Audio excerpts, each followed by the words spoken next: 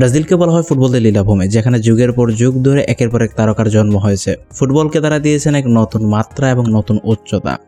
আজ থেকে 4-5 বছর আগে আমরা একটা ভিডিও বানিয়েছিলাম ব্রাজিলের ফিউচার 10 জন স্টার সম্পর্কে, যাদের মধ্যে অনেকেই এখন জাতীয় দলে প্রতিনিধিত্ব করছেন। আজকের ভিডিওতে আমরা ব্রাজিলের 10 জন ভবিষ্যৎ তারকা সম্পর্কে আলোচনা করব, যাদের নামও হয়তো আপনারা শুনেননি। চলুন আজকের ভিডিওতে ব্রাজিলের ফিউচার সম্পর্কে জানা যাক। যারা আমাদের চ্যানেল নতুন আছেন অবশ্যই চ্যানেলে সাবস্ক্রাইব করতে ভুলবেন না এবং আমাদের ফেসবুক পেজটি ফলো করতে ভুলবেন না। চলুন শুরু করা যাক। Number 1, Gabriel Mac. মাত্র 15 বছর বয়স থেকে এই তারকা সম্পর্কে মিডিয়াতে হাইপ তৈরি হওয়া শুরু হয়ে যায়। তাকে অনেকেই নতুন ভিনিসিয়াস কিংবা নতুন রোনালদিনো বলে থাকেন। এর মূল কারণটা কি? ভিনিসিয়াসের সাথে তাকে তুলনা করার মূল কারণ হচ্ছে তার ক্রিয়েটিভিটি, ড্রিবলিং এবং টেকনিক্যাল এবিলিটি। অনেক দিক দিয়েই তাকে ভিনিসিয়াসের মতো মনে হয়। তারপর অনেক সময় তিনি লেফট উইংয়েও খেলে থাকেন, যার কারণে ভিনিসিয়াসের সাথে তার অনেকটাই মিল খুঁজে পাওয়া যায়। ভিনিসিয়াসের যে সমস্যাগুলো তার আর্লি স্টেজে ছিল, যেমন ডিসিশন মেকিং এবিলিটি কিংবা গোল স্কোরিং এবিলিটি, সেম সমস্যাগুলো গ্যাব্রিয়েল ম্যাকের মধ্যে দেখতে পাওয়া যায়, যার কারণে তাকে ভিনিসিয়াসের সাথে তুলনা করা হয়। অপর দিক দিয়ে নতুন রোনালদিনো বলার মূল কারণ হচ্ছে তার ক্রিয়েটিভিটি এবং টেকনিক্যাল এবিলিটি। রোনালদিনো কিন্তু এই গ্রেমিও নামক ক্লাব থেকে উঠে এসেছিলেন, আর গ্যাব্রিয়েল ম্যাকও সেই গ্রেমিও নামক ক্লাব থেকে উঠে আসছেন, যার কারণে তার সাথে রোনালদিনো তুলনা করা হয়। গ্যাব্রিয়েল ম্যাকের খেলার মধ্যে ফ্লেয়ার ড্রিভেন এবিলিটি দেখা পাওয়া যায়, তাছাড়া সে ভালো একজন প্লে মেকার। সে কিন্তু দুই পায়ে যথেষ্ট দক্ষ এবং দুই পায়ে দক্ষ হওয়ার কারণে তার ড্রিবলিং এর মধ্যে খুব সুন্দর একটা তালমেল দেখতে পাওয়া যায় এবং খেলার মধ্যে অনেক বেশি স্কিলস প্রদর্শন সে বেশি পছন্দ করে।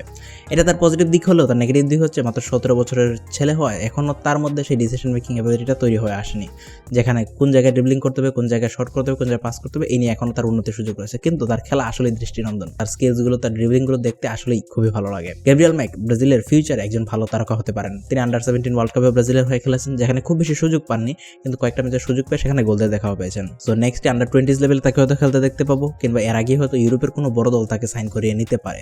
চেলসি, আর্সেনাল সহ আরো কয়েকটি ক্লাব তার প্রতি ইন্টারেস্টেড। দেখা যাক ফিউচার তার কেমন হয়। Number 2, Dele. এই তারকা সম্পর্কে আমরা একটা সেপারেট ভিডিও বানিয়েছি। ডেলকে ব্রাজিলের পরবর্তী গ্রেট নাম্বার 9 বলা হচ্ছে। তার খেলার স্টাইলের সঙ্গে আর্লিং হল্যান্ডের অনেক মিল থাকে, তাকে ব্রাজিলের হল্যান্ডও বলা হয় থাকে। খুব ভালো একটা ফিনিশিং এবিলিটি রয়েছে, গোলের ক্ষুধা রয়েছে তার মধ্যে, ঠিক সময় ঠিক পজিশনে এসে পৌঁছে যেতে পারে। আন্ডার-17 ওয়ার্ল্ড কাপে ব্রাজিলের গোল স্কোরিং এ সে নেতৃত্ব দিয়েছে, অনেকগুলো দুর্দান্ত গোল করেছে।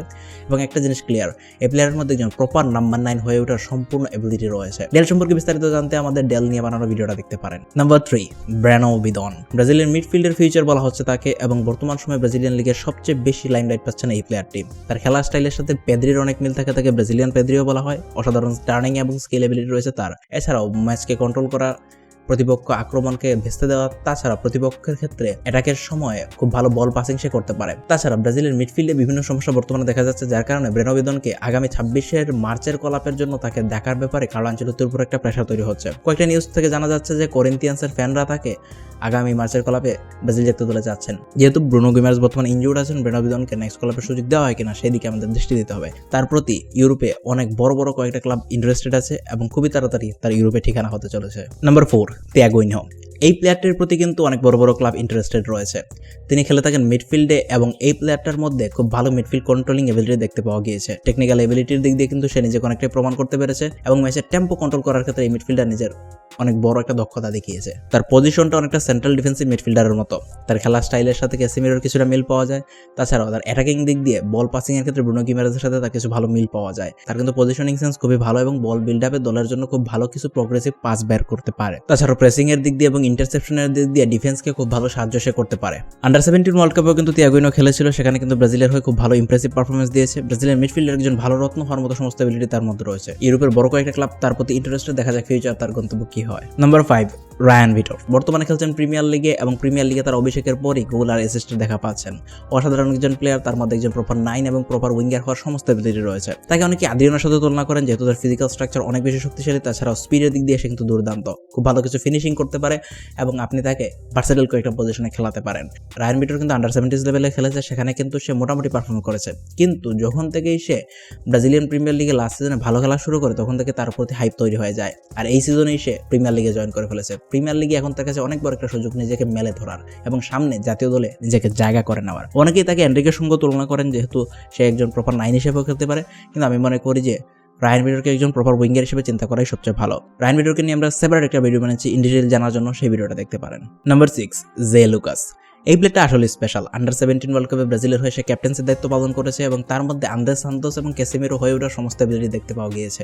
ম্যাচটাকে খুব ভালো সে কন্ট্রোল করতে পারে এবং ডিফেন্সিভলি কিন্তু যথেষ্ট সলিড। তাছাড়াও সে কিন্তু খুব ভালো ইন্টারসেপশন করতে পারে, প্রতিপক্ষ আক্রমণকে ভেস্তে দিয়ে নিজেদের আক্রমণকে গড়ে তোলার ক্ষেত্রে জে লুকাস নিজের খুব ভালো একটা অ্যাবিলিটি দেখিয়েছে। সবচেয়ে বড় কথা হচ্ছে তার লিডারশিপ অ্যাবিলিটি। ফিউচারে কিন্তু আন্দ্রে সান্তোসদের পরবর্তী জেনারেশনের ক্ষেত্রে সে কিন্তু একজন ভালো লিডার হতে পারে। বর্তমানে আমরা ক্যাসেমিরোর ফিউচার হিসেবে আন্দ্রে সান্তোসদের নাম নেই, কিংবা ব্রুনো গিমারেজের ফিউচার হিসেবে ব্রেনো বিদনদের নাম নেই। ঠিক একইভাবে আন্দ্রে সান্তোসদের পরবর্তী জেনারেশনে জে লুকাস একটা বড় অ্যাবিলিটি দেখাতে পারে। সে বর্তমানে একটা ছোট ক্লাবে খেলছে, স্পোর্টস দে রেসিভের হয়ে সে বর্তমানে খেলছে, কিন্তু তার প্রতি ব্রাজিলিয়ান কয়েকটা ক্লাব ইন্টারেস্টেড।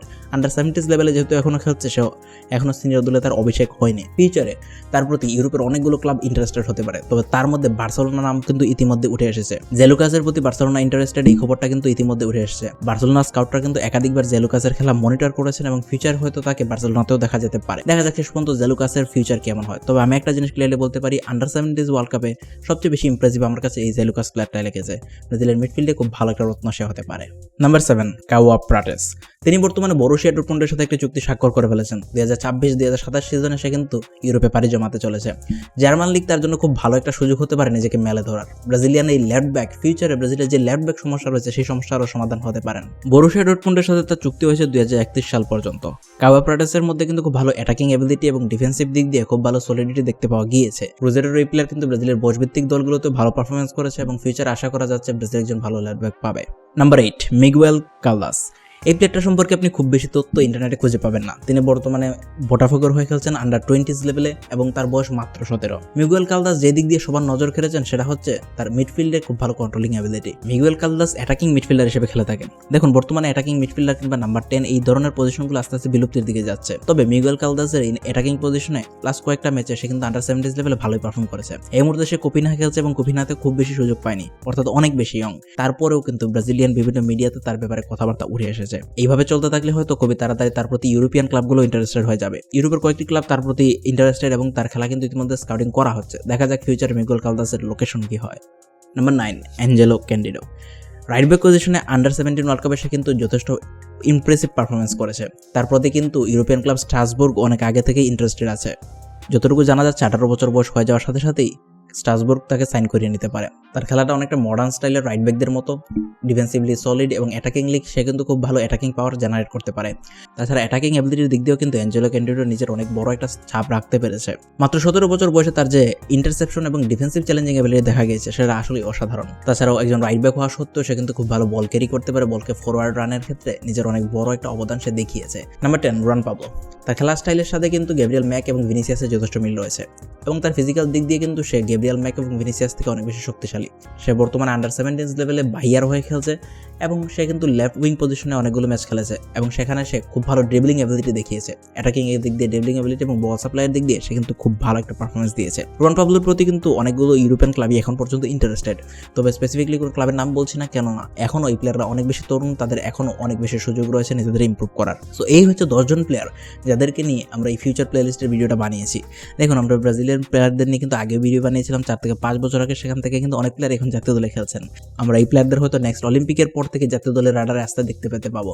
এর মধ্যে হয়তো অনেক প্লেয়ারই ইউরোপিয়ান ক্লাবে চলে যাবেন, সেখান থেকে ইমপ্রেসিভ পারফরমেন্স করলেও কিন্তু তারা জাতীয় দলে আসতে পারেন। এরপরেও আমরা আরও 10 জন প্লেয়ারকে নিয়ে এই ধরনের ভিডিও সিরিজ চালানোর চেষ্টা করব। যদি আপনার ভিডিওটা ভালো লাগলে অবশ্যই কমেন্টে জানিয়ে দিন। এর মধ্যে কোন প্লেয়ারটা নিয়ে আপনি সবচেয়ে বেশি এক্সাইটেড সেটা কমেন্টে জানাতে ভুলবেন না। Thank you for watching this video.